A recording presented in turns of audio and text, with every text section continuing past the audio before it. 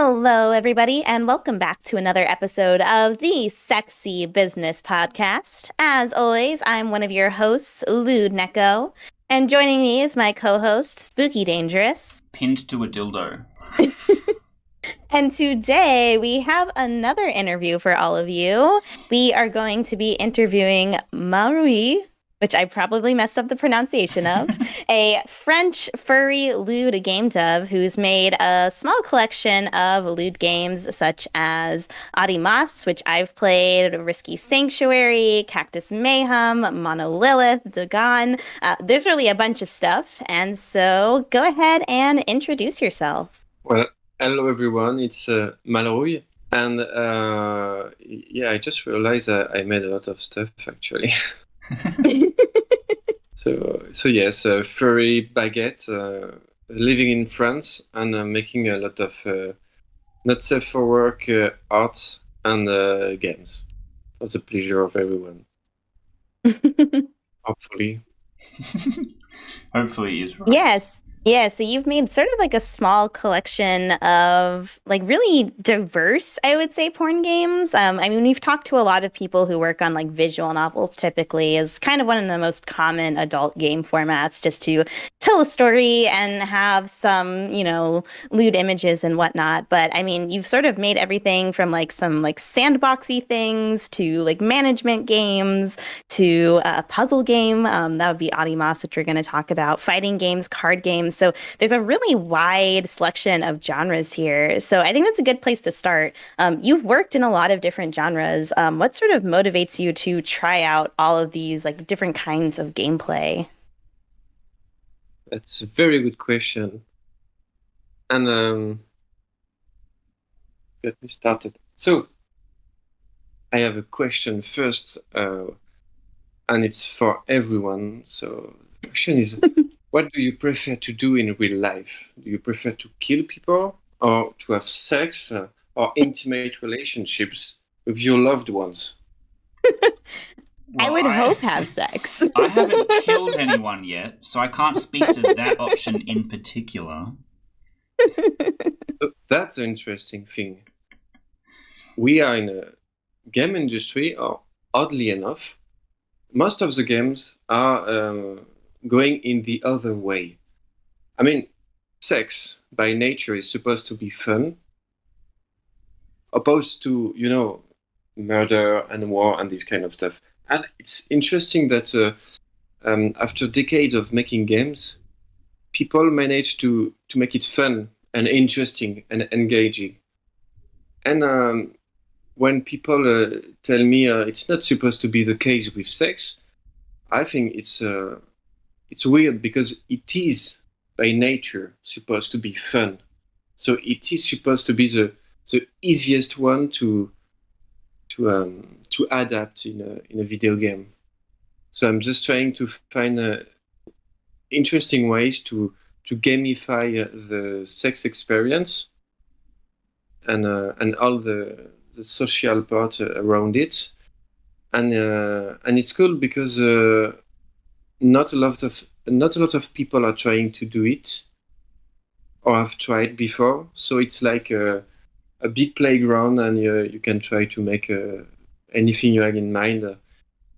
I think it's very creative to try to find new way to tell stories and give fun to people with sex. Yeah, I really do agree on that point where, like you said, most of games these days are about killing another player, and they are way, way more pushed and encouraged and accepted by society, whereas adult games, we're currently seeing now this gigantic puritanical crackdown on places like Steam by big payment processors, making it harder to make adult content like this because it's seen as less than or inappropriate or offensive in a lot of ways, when, like you said, there's this nice overlap where sex is supposed to be fun and games are supposed to be fun. Killing people is actually not supposed to be fun, and usually when that does happen, you have severe psychological trauma for the rest of your life that makes you very hard to survive. And why Yeah, is that the number one topic of video games today? yeah, and yet they managed to make a lot of amazing games and chill ones and a lot of games where you can make friends and tell stories about love and everything. And it's about killing people, and it really means you can make wonderful things with any topic. So in the end, killing or having sex, it's just the theme. If you remove the theme and you just stay with the abstraction of your game, there's no more sex or there's no more killing. It's just a mechanic, you know. I mean, most of first player shooters are just clicking at the right moment, you know, like exactly when the enemy goes just behind your cursor. It's just a thematic. So finally, with sex, I think it's quite the same thing. Plus, when I try to make this kind of games, I try to see sex as a very positive thing, and obviously put the emphasis on consent and this kind of stuff. Yeah, that was definitely something I noticed. I got to play through pretty much all of Ody Mos, which I'll give a brief sort of summary for the viewers. But Ody Mos is a puzzle game. It's kind of almost like co-op, where you're kind of moving characters around so they can either stick dildos or dicks into their butts and pussies. And so it's a lot about like maneuvering and very slowly figuring out like where to place your body. And there's all sorts of fun obstacles. But in between it, there are sort of these like brief little, like very tiny, like visual novel or comic sections that tell you a little bit about like these characters and why they are sticking dildos in their butts or why they are having sex. And it was all like very positive between these characters, where they're kind of exploring different aspects of their sexuality and gender, which I thought was really cool. And there was even some pretty surprising moments where it actually got pretty intense. And some of these characters talk about things like experiencing, sexual assault or really hard periods in their life.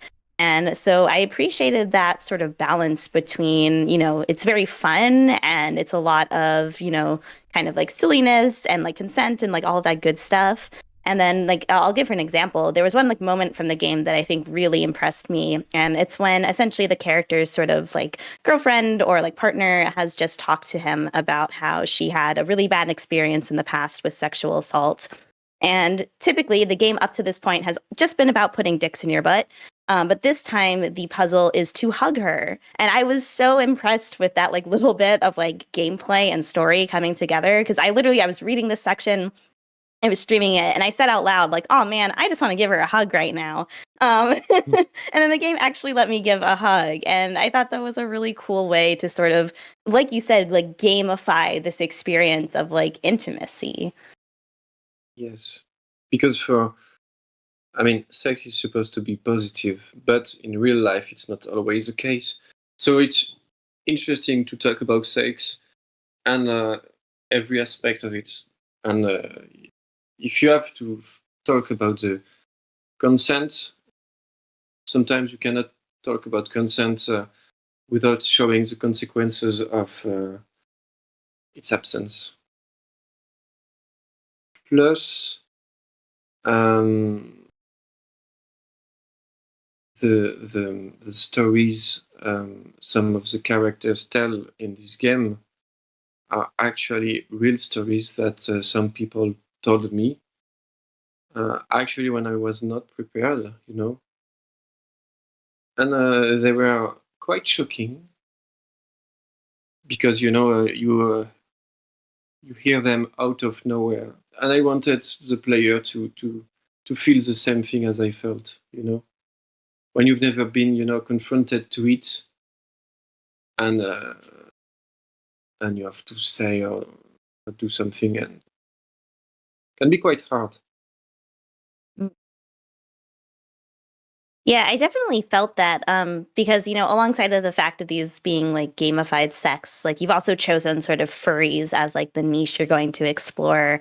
And I like immediately got the sense when I was playing Ody Mos where I was like, either these are like your experiences or they might have been someone you know's experiences. Like I could kind of just tell that from the way the characters are designed and how they speak. And I'm a furry myself, so I'm very used to like in the furry fandom where most of us, our personas or our characters, they sort of have little parts of us that we've experienced throughout our life, or maybe aspects of our personality that we want to highlight. So I think that's a really cool aspect that you've been exploring in some of your different games. Yeah, I think what I love in the furry community is they talk a lot about sex. Obviously, it's a big part of the community. I mean, if you want to be part of this aspect, and I see it a lot like opposed to the hentai culture. I mean, in the hentai culture, the story and the characters are not that important. And in the furry community, because every character is someone else's persona, you have to be respectful and very careful how you represent them, if you're very faithful to their personality and this kind of stuff. And in the end, it makes great stories with them. And also I love another aspect of using furries to tell stories is I read an American book a long time ago. I'm very sorry, I don't remember the author, but it's like the art of comics. And in the book, he talks about something. It's symbolism. It's easier to, Oh, I think I know the book you're talking about. Understanding Comics by Scott McCloud. I've read that one a couple of times. absolutely. Yeah, thank you. So at some point he talks about symbolism in art, especially in drawing, and how it's easier to feel represented by a smiley rather than a very realistic portrait. So for everyone reading uh, a comic, it's easier to feel what an animal is going to feel or what a non-human character is going to feel. Because if you start to use a human character, you're gonna represent its ethnicity, its culture, its color, its this kind of stuff. And some people may feel misrepresented. Yeah, and that already tells part of what the story is just by seeing that person. A lot of people critique sci-fi or fantasy when they have a specific type of person playing a character that doesn't match whatever the lore was supposed to be or whatever. Whereas using a furry character, you can make it be whatever you want, but also you get some like really, really nice color palette options as well, which I think really does stand out with Ody Mos, because you have these really nice pastel backgrounds and some pretty bright characters that get to move around them as well. Yeah, the pastel stuff was very hard. That was the first time I tried to work with this kind of colors. I'm probably never gonna do that anymore. Really? I did my best for Ody Mos, and I'm not gonna try again. No, I'm doing dark stuff. Yeah, let's talk about dark stuff for a minute, because I feel like it would be remiss of us to not talk about Mono Lilith, literally the GIF that is playing in the background of this episode. Now, I think us going from Ody Mos to Mono Lilith will start to show what your catalog kind of is like, because Ody Mos is pure puzzler, but it's very physics-based to simplify, Yeah. whereas Mono Lilith is much more like tower defense and strategy. How do you feel like your catalog communicates those kind of things differently, and how do you go from A to B with this whole different skill set required? I think I started to work on Monolith because I'm a stupid person. So basically, before Monolith, I was working on another game called Dagon Pink, and it was going very well. But at some point, I started to struggle because I needed more knowledge than I can have myself. Plus, I I experienced some kind of a traumatic real life event at the end of 2024. So I wanted to start working on a smaller game, something easier to do and more manageable for a one-man army. And in my mind, I never thought that a 3D strategy game was the absolute opposite of an easy task. But oddly enough, I'm having a ton of fun doing it, and I'm extremely proud of it. And yes, it's just a pure pleasure to want to work on this one. Yeah, So I definitely want to pay a compliment to your specific style in how you make stuff, because in Ody Mos, it's all, and especially because it's a physics puzzle, it all has to be 3D, and you're navigating a 3D environment. But then you cut to the 2D illustrations of the characters for the dialogue and stuff. And Monolith is kind of similar in that way, where you have the 3D action of the kind of tower defense stuff and the characters interacting, and then also some dialogue delivered by 2D portrait characters. And then another game of yours, Cactus Mayhem, is again similar in this way, but it's a 2D character moving in a 3D environment, and it looks seamless. So the thing that I think is really interesting to highlight and maybe talk about is how well you manage to blend high quality furry 2D art into these 3D landscapes and color palettes and stuff like that. thank you. I think that's one of my strengths because I started with illustration. I'm rather good with art direction. So when I work on a game, no, I'm very focused on making the game very enjoyable and very fun before doing any art stuff. And once it's fun, I can make myself a treat and do the art because it's my favorite part, and I can try my best to find the art direction I love for a game. And it was very easy for Ody Mos. It was I found it instantly. For Monolith, it was a rather difficult task, but in the end, I'm very happy with how it came out.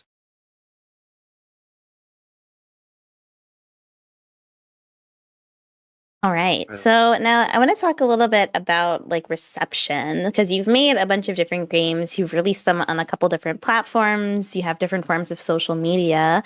What has sort of the general like audience response been like to some of your games? Like, are there any like highlights or like interesting feedback that you've received? I think the best feedback I've ever received are the one the ones um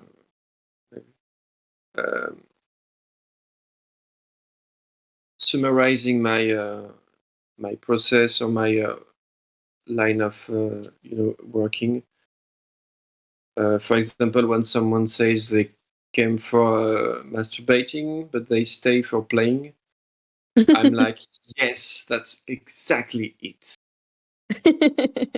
I Someone asked me if I was doing pornographic games, and I would say yes, it's pornographic, and yes, before anything, I'm trying to make a game. Yeah, And it's kind of like the difference between like I don't know, like an adult game and a porn game to me. Because like to me, like when I say like porn game, I do use that generally, but if I am talking like really specific about someone, I think like the porn game to me is like the one that is like just there for masturbation. And so that's a game that like generally has pretty low to almost no gameplay. It might just be like a sex simulator or like a really basic visual novel where like the whole point is to masturbate and then turn off the game. Whereas like there are a lot of like adult games or maybe erotic games. Like I feel like erotic is a little bit more artsy than like porn. Where like erotic games to me are like trying to do something with like, okay, yes, this is about sex. But like you said earlier, like it's just like another part of the story, like how action is important to like most other video games. Sex is just like what we value here when it comes to our gameplay as well as like our storytelling. yes, and even if I'm very focused on the gameplay before the sex, uh, Ody Mos and Monolith are entirely made to be playable with only one hand. Amazing. So, and I'd like to apologize for the last level of Ody Mos because I know many people were traumatized. Yeah, there were definitely some intense levels, but they were a lot of fun for me. I enjoy a good puzzle. Yeah, I'm very sorry for that. So, and about and to continue with reception, it's interesting because I had a lot of different, feedback for my games. Uh, Obviously, I got both. I can receive a prize or I can receive a death threat. Hmm. Oh. Um, yeah, it happens. Yeah, we've had the same. And And so I do totally get it. Some people don't really engage in good faith with some things. But yeah, that's kind of the nature of being a public facing entity, I guess. I think another problem is I try not to talk too much about moral or ethics because I know it gets under the skin of a lot of people. But I do think the game industry is responsible for the behavior of the gamers because they didn't do anything to improve their the way they communicate with gamers.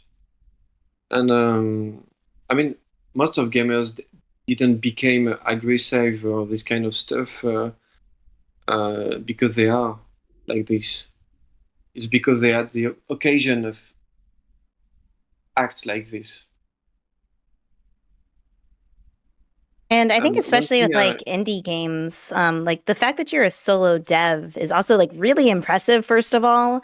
But I think it's something that a lot of people don't take into consideration. Like they kind of view like these like massive like AAA companies that have literally like hundreds of employees and so much funding. And then there's like the adult games industry where most of us are like solo devs or like maybe a team or like an extremely small team with like Patreon funding and like you're kind of hoping to get table scraps from like your game sales. And it's like you just can't really compare those two things. Because like the one of the things that impressed me the most about something, like Ody Mos or like Monolith or really any of your games is like just thinking about the fact that this is made by one person.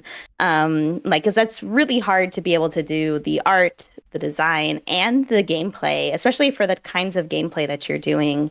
But I guess like the benefit is, I think in your case, it really helps the game to come together as a whole. Like, especially when you're working with so many different kind of art styles and themes and kinds of gameplay. Because you're working on it by yourself, I think it still gives it a sense of cohesion. Even if all of your games are very different, they still definitely feel like when you view each one as like a whole thing and not like kind of disparate. Because some games I think suffer from that, where like the artist and the game or the developer are kind of separate people, and so like your art is really good and the gameplay is really good, but like sometimes they just don't work together as a team. that's very interesting. I've never thought of that. Damn. Uh, yeah, I guess it's absolutely true. I've never realized. And I had a thought. Yeah, about the one-man army of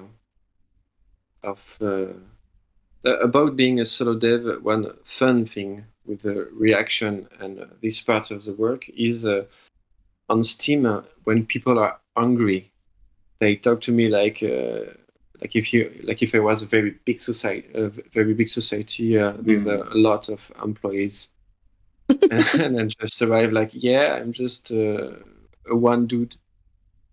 So thank you for your feedback. I'm gonna do my best. It's also like when customers and gamers interact with a game dev thinking that they are a big company, they feel a level of protected because all of the big companies have this, big HR PR thing where it's like, oh no, we have to be brand first and we have to engage with everyone so politely so as to not cause a stir. But then they interact with a solo dev, and the solo dev is like, yeah, fuck you. Why are you here talking this shit about me? And they're like, oh my god, how dare you speak to me this way? It's like, well, yes, because I'm a person. Yeah, Which I think they're not expecting.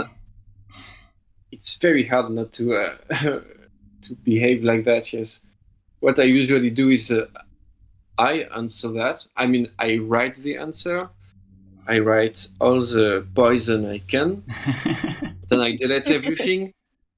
I go out, touch some grass. I come back.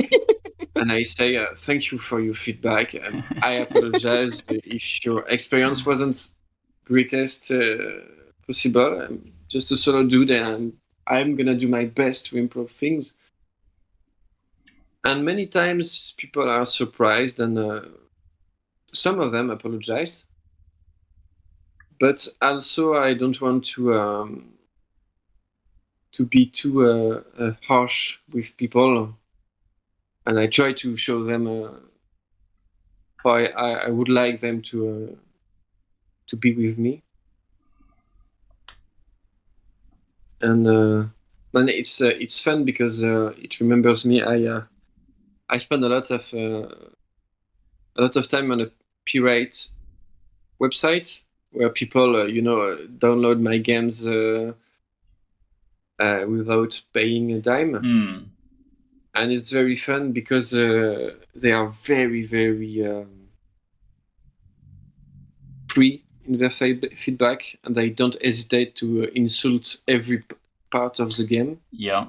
And oddly enough, it's super useful for me because sometimes it's the best feedback possible. I mean, they are so eager to criticize every part of the game that I just take a lot of notes and I study all their feedback because it's super interesting and super helping. All right, now, as we are getting towards the end of the episode, we're going to ask you some really hard-hitting questions. And this one in particular is one that we ask all of our guests when they come on. Who is your biggest waifu or husbando? Gonna be furry ones. That's okay. Of course. That's allowed.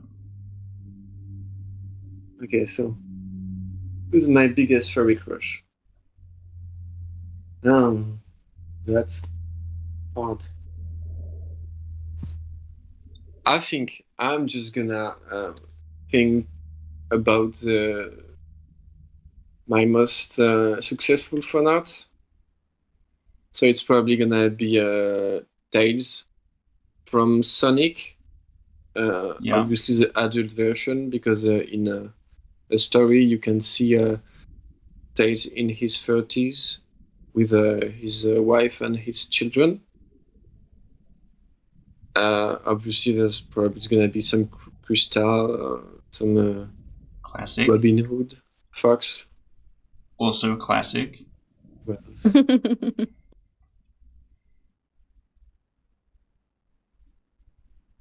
Bugs Bunny, because he's very sassy and we can't dislike it. I saw a post recently which was like, there's nothing that Lola Bunny adds to the universe that Bugs Bunny wasn't already doing, and that changed me. That's true. Well, I mean, she's different. He's like a tiny mischievous god. He can do everything as long as the scenarist is okay with that. So yeah, very fun character. All right. And then to close, do you want to tell the good people listening where they can find all of your games? Well, obviously, you can find most of my games on itch.io, and also my free games, because I made a lot of them, a lot of prototype. And I'm also trying to publish my game on Steam. And there are fewer, but yeah, I'm trying to push everything on Steam because it's cool, and I can brag about it. And then also, what about your socials? Where can people follow your developments? You can follow me on X, though I'd rather say Twitter because the bird was More iconic. more adorable. Absolutely. And you can also lurk on my Fur Affinity galleries if you want a lot of adult illustrations. All right. And then, Neko, as is trend for the last couple of videos, are you ready for me to pass it over to you to close? All right. Well, we've done another awesome interview, and you want to see more interviews. And so, if you want us to do more interviews, then you got to give us some positive feedback. So, subscribe if you haven't already. Hit the bell so you get notifications because NSFW videos don't get promoted. Give us a like, a comment. You can comment like, well, what's one of your favorite furry characters? Have you played some of these games before? If not, you should go check them out. So also give Melrui a follow on, Twitter. Follow them on Fur Affinity. Check out all of their games on itch.io. Like they said, a bunch of them are free demos, so you can try out some of them and then maybe try some of their paid games as well. And keep an eye on them for future updates. But that'll be it for us today at the Sexy Business Podcast. And we will see you next time for some more sexy business. Bye, everyone.